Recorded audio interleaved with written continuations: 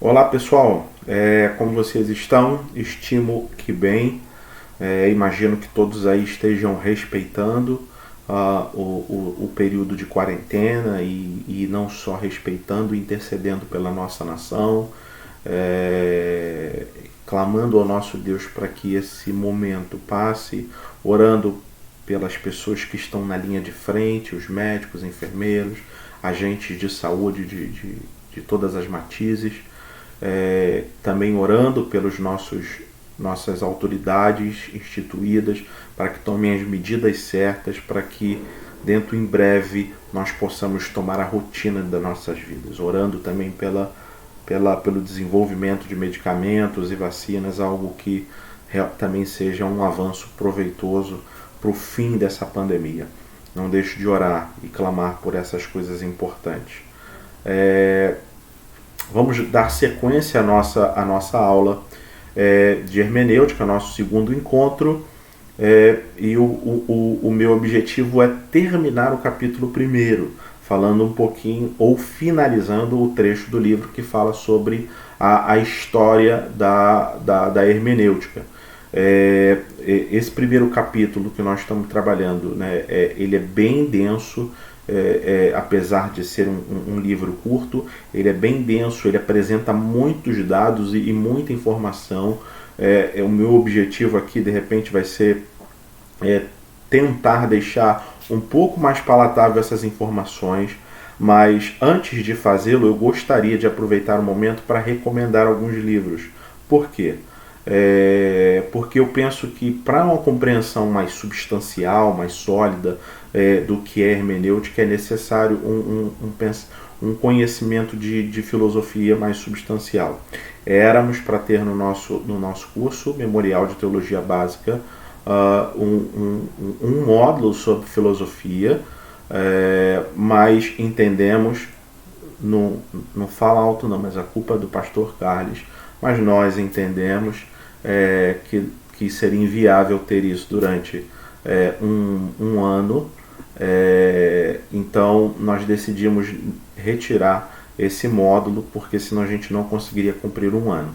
Mas quem comprou o box com os 13 volumes da coleção de livros, existe um livro sobre filosofia escrito pelo Dr. Jonas Madureira, um pastor, um teólogo e filósofo, que certamente será proveitoso a leitura. Então já está aí a primeira indicação. Mas eu queria acrescentar algumas indicações de livros para que aqueles que desejarem se aprofundar no assunto, para ter um pouquinho mais de bagagem para a compreensão do todo que será apresentado aqui no que diz respeito à história da hermenêutica, e isso obviamente vem decorrente de reflexão e reflexão filosófica a partir de perguntas: qual a intenção do autor, por que o texto foi escrito, como se deve ler o texto, o que o texto pretende dizer, como é que aplicamos o texto. Ou seja, são muitas perguntas que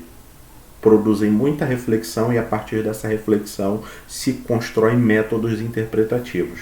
Isso pode ser benéfico, pode desenvolver-se um método benéfico, mas também podemos desenvolver perigos para a nossa interpretação. Né? E é um pouquinho do que a gente vai falar hoje, mas deixa eu fazer as indicações dos livros que eu gostaria, e depois a gente entra na aula com o objetivo de terminar o capítulo 1, e espero nos próximos encontros conseguir com vocês avançar por encontro mais de um capítulo por vez, né? Para que também não vire 15 aulas de hermenêutica aí, 15 videoaulas, né? Espero que todos estejam se dedicando à leitura do livro, porque isso ajudará, e a minha tarefa aqui também ficará mais fluida. A primeira indicação que eu queria fazer é desse livrinho aqui, Introdução à Filosofia, uma perspectiva cristã, do Norman Geisler e do Paul Feinberg. Então esse livrinho aqui vai falar um pouquinho da importância da filosofia e principalmente a importância dela para a nossa experiência cristã. Esse outro livro aqui também é um livro muito bom, vai falar, Iniciação à História da Filosofia, do Danilo Marconte. Esse livro é muito bom. Quando eu estava fazendo a minha graduação em História e tive História da Filosofia, esse livro me ajudou muito. Ele tem uma linguagem muito tranquila e ele passa pelas maiores escolas filosóficas, o que ajuda muito a ter esse panorama da história do pensamento, ou pelo menos da história do pensamento ocidental, o que influencia muito a nossa realidade e a nossa leitura bíblica. Mas se você tem dificuldade, fala assim, poxa, filosofia é tão difícil, aqueles conceitos tão abstratos e coisas do gênero, e é verdade, estamos estudando algumas coisas sobre neurociência no meu mestrado, e os neurocientistas descobriram que o cérebro humano tem facilidade em produzir conhecimento ou assimilar estruturas narrativas ou com um aspecto mais concreto. Por isso a literatura, as histórias que a literatura nos traz, elas são muito mais agradáveis de ser lidas, de ser absorvidas. A gente gosta mais por conta dessa sua estrutura literária, né? Então, se você está pensando aí, poxa, então eu sou desse tipo de pessoa, eu gosto de literatura, eu gosto mais dessa estrutura narrativa, eu gosto mais desse fluxo de história, e a filosofia é muito abstrata, e é mesmo em muitos sentidos. Mas aí eu tenho uma recomendação aqui para você, desse livro sensacional, chama-se Um Mundo de Sofia, do Justin Gardner. Olha, que livro fantástico, eu indico com muito entusiasmo esse livro, porque ele consegue construir uma história, um romance. O subtítulo é Romance da História da Filosofia, através da vida de uma menina e de alguns encontros secretos no jardim. Ela vai conhecendo a história da filosofia. Então é como se você estivesse lendo um romance. Enquanto você lê o romance, você conhece toda a história da filosofia. Esse livro é fantástico. Foi uma indicação na época de um colega no seminário, ele me emprestou dele. Na época eu li com muita alegria, li numa velocidade impressionante. E esse daqui eu não comprei, acreditem, eu achei no lixo. Estava parado no trabalho próximo a um poste, vi uma sacola junto ao lixo e vi que a sacola estava cheia de livros e estava esse livro novinho, quase que intacto, jogado fora. Agora está na minha biblioteca. Viu? Nem sempre a gente faz a biblioteca gastando dinheiro. Essas são as vezes que são bons, né? Porque livro é um negócio caro.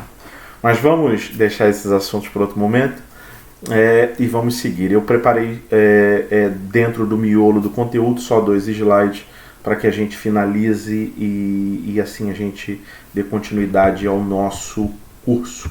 Então vamos ao conteúdo dessa aula, e aí a gente vai falar um pouquinho mais sobre esse finalzinho, e já entrando no nosso tempo sobre os aspectos hermenêuticos. Fim do século XVIII, início do século XX. Só relembrando o nosso último encontro, a gente finalizou com a Reforma Protestante, o regresso à Bíblia, a Bíblia como regra de fé, a Bíblia como interpretando a própria Bíblia, e alguns outros princípios que vocês podem assistir no vídeo 1 de novo, ou vocês têm aí no livro, né? Então a gente falou um pouquinho sobre isso. Só que a partir disso começam a acontecer algumas coisas no período que nós chamamos de modernidade, que influenciam a leitura bíblica, a leitura de modo geral, mas com implicações para a leitura sagrada do texto sagrado, que vão decorrer alguns problemas. E vamos lá, quais são esses problemas de leitura? E enquanto isso a gente vai falando um pouquinho sobre a história do pensamento. Ainda com Lutero vivo, provavelmente século XIII, Lutero final do século XV, início do século XVI, ou até meados do século XVI, se estende a vida de Lutero. Na verdade, a sua grande produção teológica é início de XVI. vive-se o período que é chamado de Renascença. A Renascença é uma espécie de redescoberta da cultura grega, dos textos filosóficos gregos, do pensamento grego, da filosofia anterior, ou seja, há uma redescoberta e há um deslumbramento do pensamento nesse período, com essa ideia de regressar a esses conceitos anteriormente tratados, que na teoria teriam sido enterrados pela igreja, o que não é verdade. Não dá tempo de eu falar isso aqui, mas é bom, pesquisem sobre, por exemplo, a história das universidades, ou como o papel dos monastérios no desenvolvimento das universidades. Mas, voltando ao tema da Renascença, a Renascença, ou seja, há um esforço para se estudar essa antiga literatura, e dentro desse esforço levava-se em consideração até a língua. Por exemplo, é um grande benefício da Renascença que é deixado para a Reforma Protestante, por exemplo, o texto do Novo Testamento grego. Depois do século V, a Vulgata Latina de Jerônimo, que é a Bíblia em latim, ela toma uma importância dentro da religião muito grande. Então, ou seja, a leitura no latim e da Vulgata era a principal elemento de leitura bíblica, ou seja, era como se tivesse uma única versão, e essa única versão era difundida, então não tinha-se acesso àquilo que seria a língua original, que nós chamaríamos hoje. Os teólogos, os padres desse período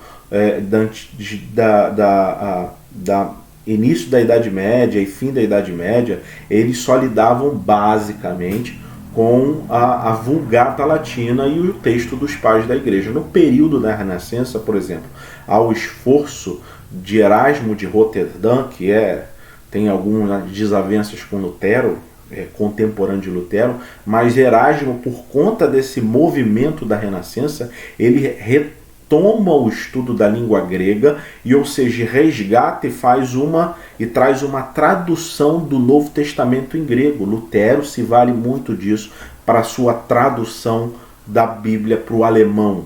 Então, ou seja, há um regresso para os textos, vamos dizer assim, na sua língua original para esses estudos. Então, a Renascença traz isso, mas a rebote disso, ela traz uma perspectiva de humanismo, ou seja, a visão medieval basicamente era teocêntrica, basicamente, grosso modo, ela teocêntrica, ou seja, Deus era a leitura da vida e da realidade era a partir, ou na tentativa de ler a partir da visão de Deus, né? Ou seja, o que Deus narra na revelação. Então, se Deus narra isso na revelação, é porque é assim que é.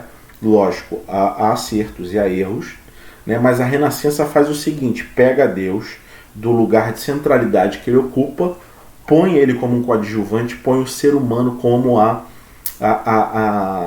figura central, ou colabora para colocar o ser humano como figura central do pensamento. Então, é um movimento antropocêntrico. O homem vai para o centro, e, ou seja, a chave de leitura da vida e de interpretação da vida agora é a partir do homem, não da perspectiva divina, né? E a partir desse movimento da Renascença, há desdobramentos no movimento iluminista, que aí sim a gente poderia falar que é um movimento humanista mais substancial, né?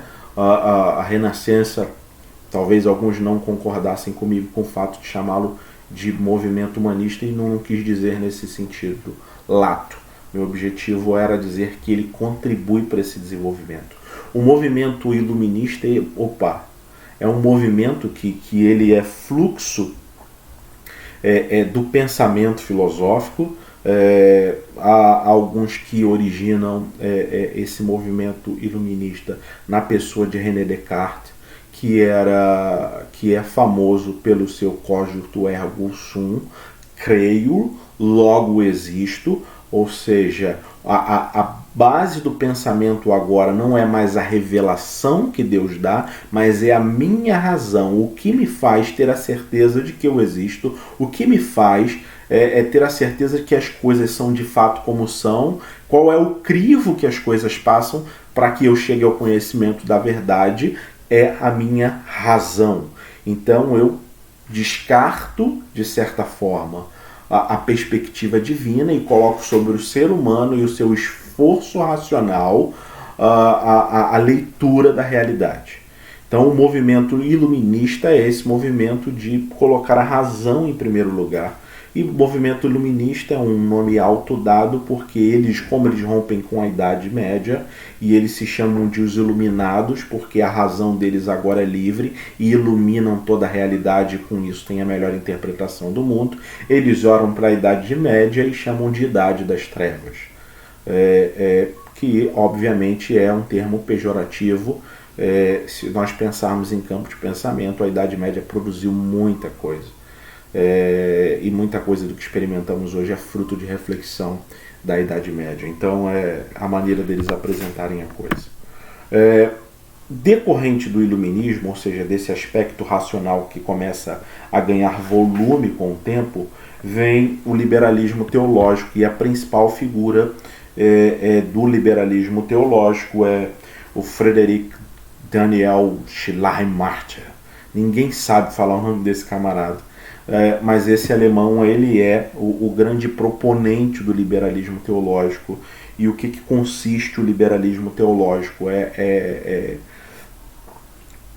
Basicamente, e a partir do liberalismo teológico e seus desdobramentos, ele começa a trazer essa visão racional para dentro do pensamento ou da hermenêutica bíblica.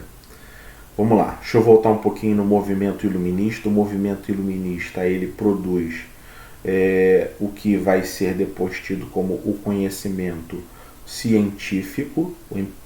Do racionalismo vem o empirismo, vem o materialismo, vem o naturalismo, ou seja, começam a se produzir correntes de pensamento que são estruturadas a partir da razão ou da experiência. E esses elementos de interpretação, por sua vez, descartam tudo aquilo que é sobrenatural. Quando o liberalismo teológico se vale desses elementos para a construção da sua hermenêutica, dos principais impactos na leitura bíblica é descartar tudo aquilo que é apresentado como milagre, e basicamente os desdobramentos das outras escolas esbarram nessa centralidade. A parte transcendente, a parte misteriosa, a grande questão dos milagres é colocada em xeque. Por quê? Porque a razão não pode explicar. Se a razão não pode explicar, é porque não existe. Então o liberalismo teológico flerta com essa metodologia iluminista racional, materialista, naturalista, empirista, e utiliza isso para dentro da sua hermenêutica, só que isso traz problemas interpretativos, que uma delas, e a principal delas, é descartar aspectos do milagre. Como tentativa de resposta ao liberalismo teológico, temos a neo-ortodoxia, que tem no seu grande proponente o teólogo suíço Karl Barth. E ele, a partir, alguém que veio de um berço, vamos dizer assim, reformado, oriundo da reforma, da tradição bíblica da reforma protestante, mas que teve sua formação acadêmica, ou boa parte dessa formação dentro do liberalismo. Barth vira um pastor meio que cético, um pastor liberal, mas à medida que ele vai se relacionando com as escrituras, e a partir das suas reflexões, ele fala assim, peraí, não faz o menor sentido eu estar pregando para um povo algo que no fundo eu não acredito. Então ele faz vamos dizer assim, uma autoviagem espiritual, mas vamos usar um termo mais bonitinho e mais bíblico, é conduzido pelo Espírito por uma reflexão que o conduz novamente ao pensamento ortodoxo, mas ele tenta ajustar toda essa bagagem dele liberal para dentro da ortodoxia e dar uma resposta ao liberalismo teológico. Por isso ganha-se o nome de neo-ortodoxia. O principal livro dele, está aqui em algum canto, acho que está ali em cima, é a Dogmática Eclesiástica, do Karl Barth. É o livro onde ele fala muito, assim como seu comentário à Carta aos Romanos.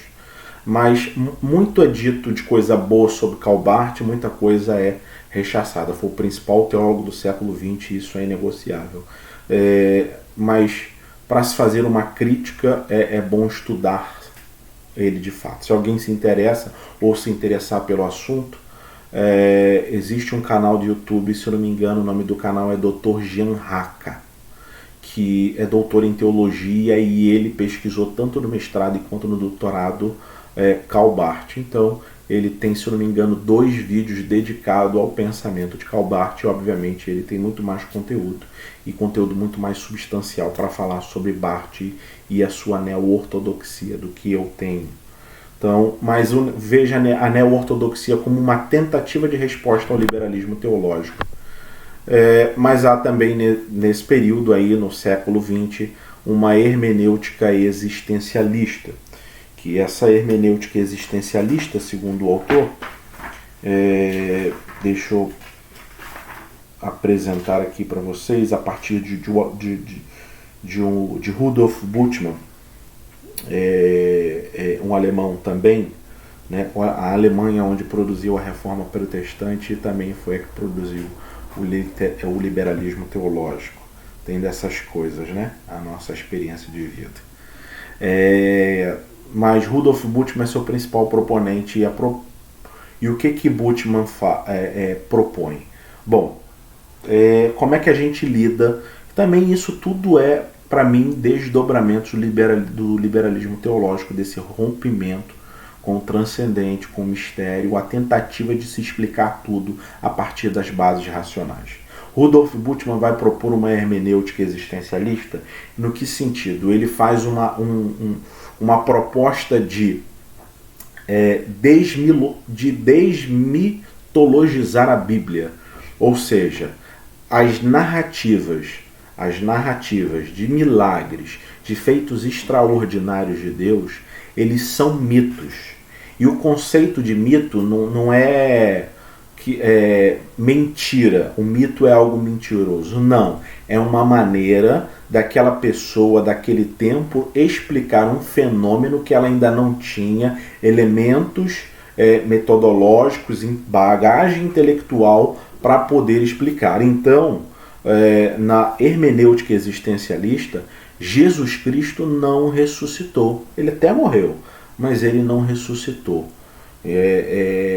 Na hermenêutica existencialista, as narrativas de abrir mar vermelho e coisas nesse sentido são mitos, ou seja, ele quis mostrar outras verdades, mas a partir da apresentação dessa realidade mitológica. Então não levam aqui aqueles eventos como eventos que de fato aconteceram, mas com uma expressão de verdade, mas que tem que ser decifrada, tirado os aspectos mitológicos, para que aí então se conheça a verdade, ou seja, a verdade existencial, e isso é uma hermenêutica existencialista.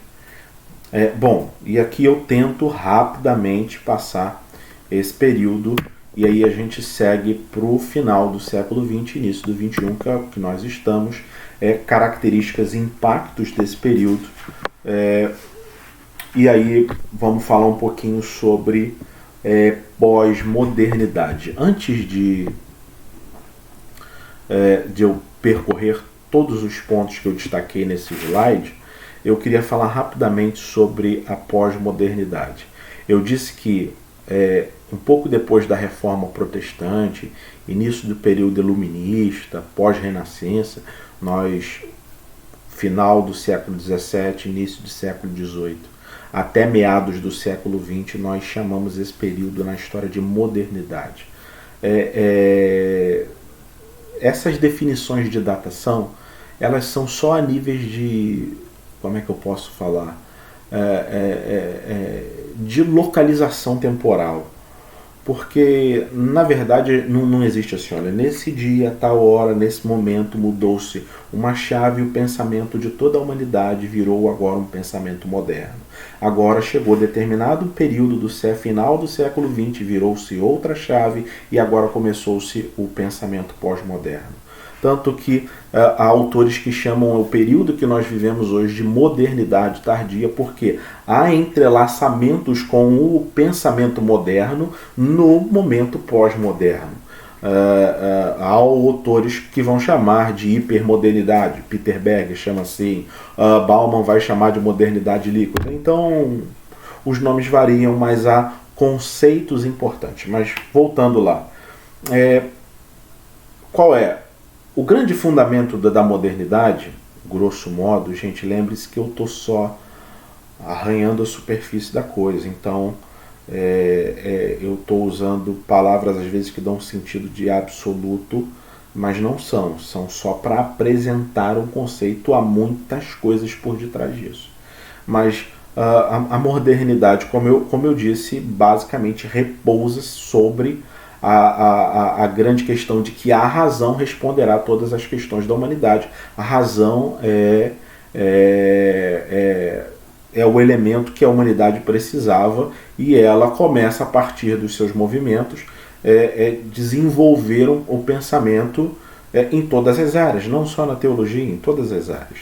E aí as ciências são desenvolvidas a partir desse momento da modernidade, a partir de métodos racionais, métodos empíricos, e outras metodologias. A ciência vai sendo desenvolvida e cria-se dentro desse olhar, a partir dos avanços científicos que vão acontecendo, dizendo que a construção utópica de que o ser humano chegaria a um status tal de relação social e de relação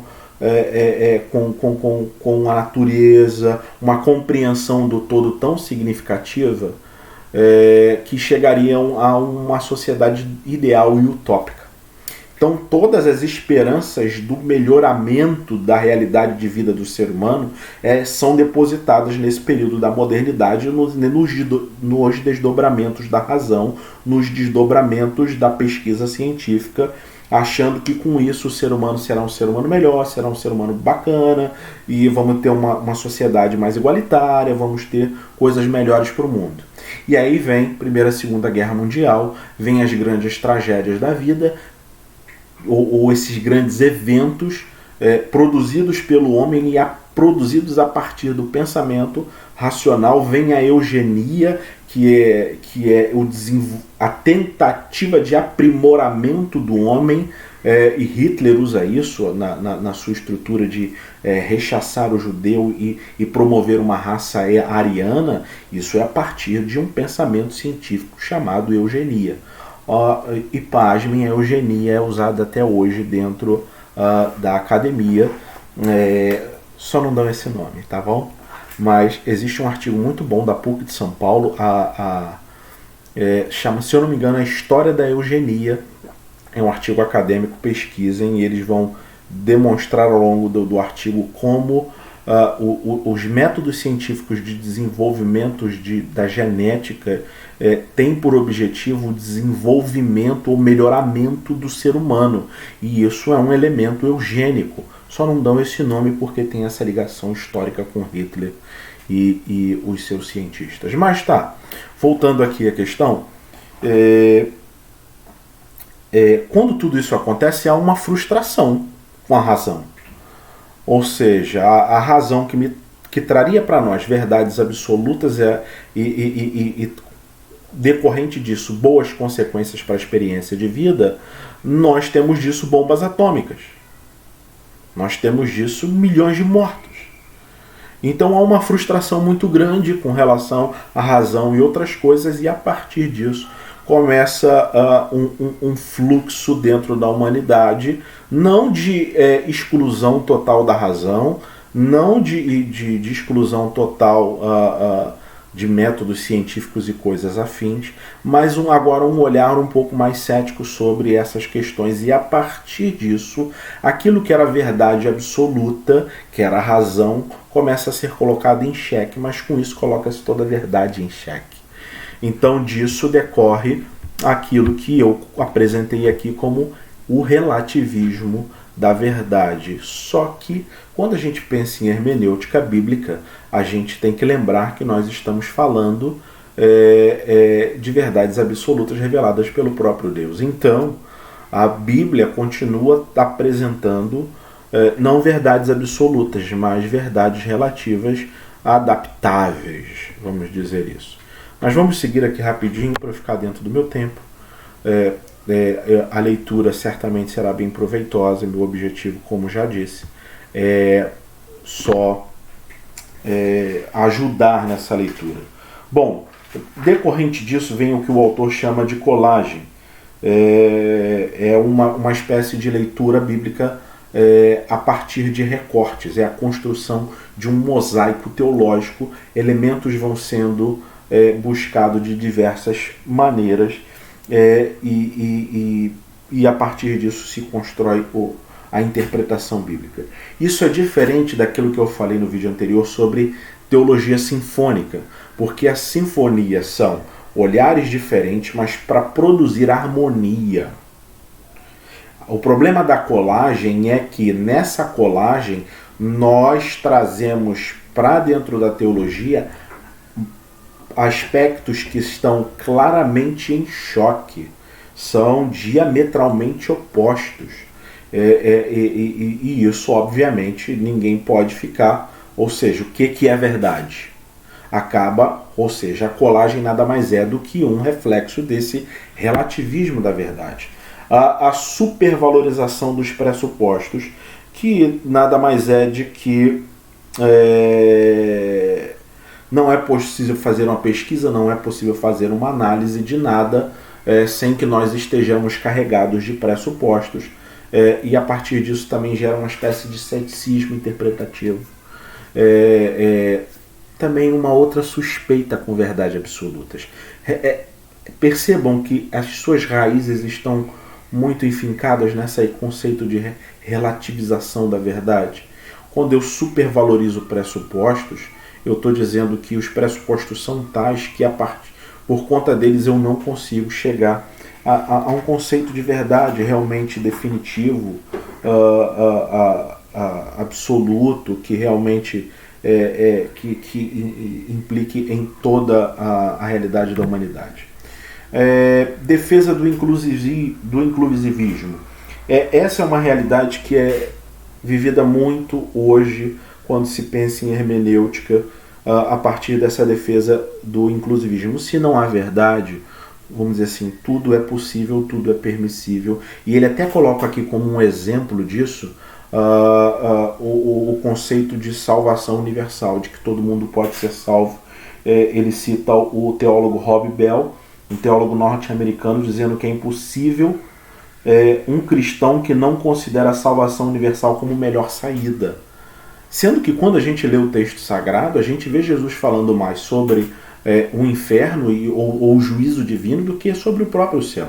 Então, ou seja, é um descredenciamento e uma descaracterização do texto bíblico para incluir todos dentro dessa leitura sem nenhum tipo de juízo, mesmo a Bíblia apresentando conceitos de verdade absolutos, apresentando certos, por exemplo, comportamentos como pecaminosos. E a partir dessa defesa do inclusivismo, tudo é possível, tudo é permissível, tudo é aceito. Ou seja, então, se tudo é aceito, tudo é permitido, Jesus morreu na cruz por quê? Para pagar pecado de quê, se tudo é incluso? Então, são umas posturas contraditórias com a narrativa do Evangelho. A desconexão com o transcendente, que aí a gente pode voltar até um pouquinho mais lá em movimentos do século início do 20 ou 19, pensando na modernidade, esse rompimento com a realidade do transcendente, e a partir desse, ou seja, eu vou fazer uma leitura só existencial, materialista, naturalista da Bíblia, só com elementos dessa minha realidade. Encaminhando aqui por fim, né, tem esses dois, hermenêutica contextual e hermenêutica da suspeita. A hermenêutica contextual, que tem o seu grande proponente, Hans-Georg Gadamer, coloca elementos aqui, e ele coloca um diagrama dizendo o seguinte, e esse é um grande problema da hermenêutica contextual, né, que eu não tenho como saber a intenção do autor, que escreveu há tanto tempo, então não importa a intenção ou o propósito com que ele escreveu, importa como eu, leitor, me sinto ou lido com esse texto. Então, ou seja, não me importa o que Paulo pretendia, não me importa como eram os seus objetivos em escrever, por exemplo, a carta aos Gálatas.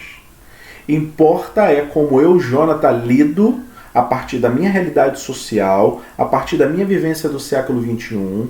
Eu desprezo totalmente as intencionalidades e propósitos de Paulo, mas vejo como o texto de Gálatas se adequa à minha realidade de vida, mesmo suspendendo todo esse elemento. O contexto que importa não é o paulino junto com as suas implicações, mas sim, o meu contexto de vida. Então não há intencionalidade. Isso é muito bonitinho, mas vamos supor aqui. Vamos ver se isso é possível que se chegue à verdade. Enquanto eu lia isso, eu pensei num exemplo muito simples.